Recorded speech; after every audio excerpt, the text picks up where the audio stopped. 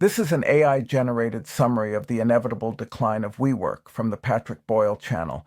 So, recently I covered the roller coaster that is WeWork. Let me paint a picture for you. I'm in this absolute madhouse of an apartment building, the kind where every floor has its own brand of chaos, but none quite like what's happening in the epicenter, Adam's floor. Now, if you've never met a tenant like Adam, count yourself lucky. It's like living next to a club that's open 24/7. The non-stop din of chatter, the incessant hum of energy, and the thumping music.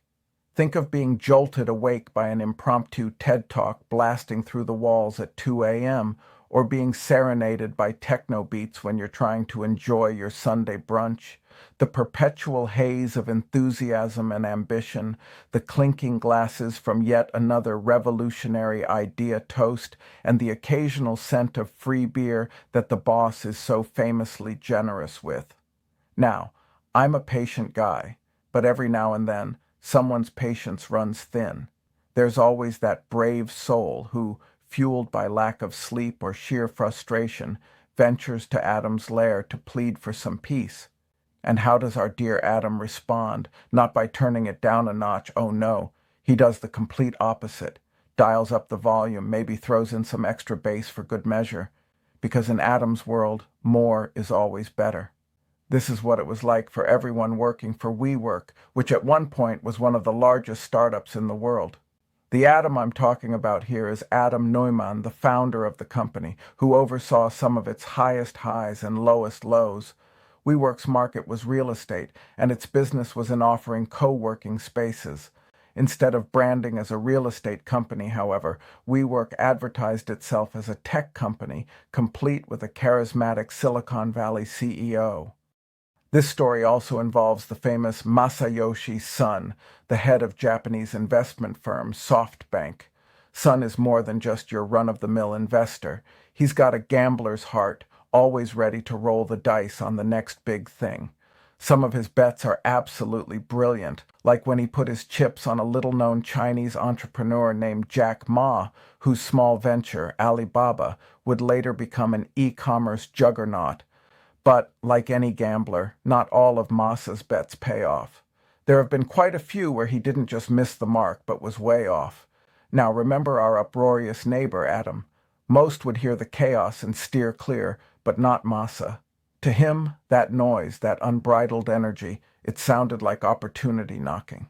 He saw in Adam that same spark he'd once seen in Jack Ma. And so, without so much as a second thought, Masa dives headfirst into Adam's world. He doesn't just dip his toes in. He takes a cannonball leap, infusing WeWork with billions. Suddenly, what was once a noisy startup became a deafening giant in the industry. But here's where things get interesting. You'd think with that kind of cash injection, WeWork would be swimming in profits. In reality, that was far from the truth. The company's bottom line was still red, but that didn't deter Adam. With Masa's billions in his back pocket, he went on a spree. And I'm not talking about some leisurely retail therapy.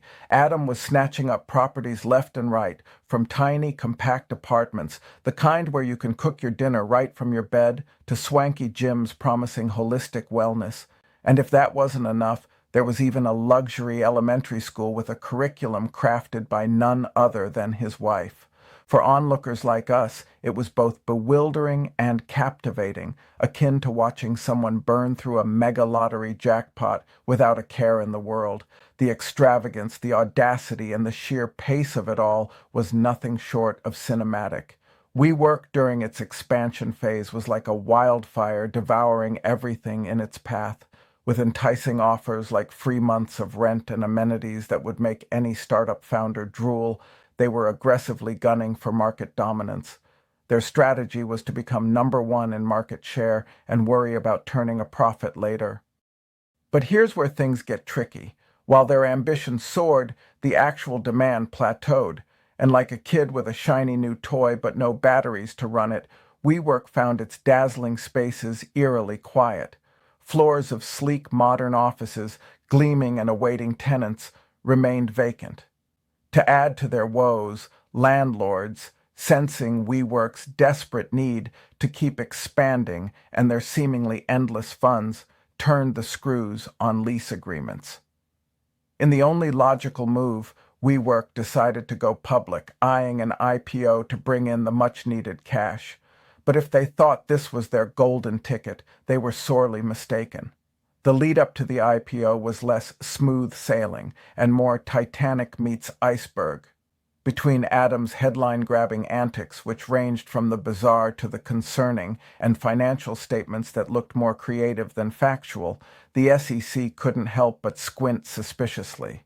The IPO went up in smoke, and WeWork wouldn't go public until much later. Even as the chapters continued, with new characters stepping in, and by this I mean a change in management and a slight resurgence in demand post-pandemic, the damage was done. WeWork, once the darling of the startup world, was now struggling to keep its head above water. Looking at the big picture, the WeWork Chronicle feels more suited for the big screen than a business case study. With its fiery founder at the helm, a fearless investor pouring fuel on the fire, a meteoric rise followed by jaw-dropping pitfalls, and a finale still unwritten, it's the epitome of corporate drama. It's a stark reminder that in the world of business, a compelling narrative can only take you so far. At some point, reality checks in, and the numbers need to add up. For all those enamored by the world of startups and grand visions, let WeWork serve as a riveting lesson in humility, caution, and the age-old adage, all that glitters is not gold. Thanks for listening to this summary of the Patrick Boyle channel. If you enjoyed the video, make sure to like and subscribe. See you next time.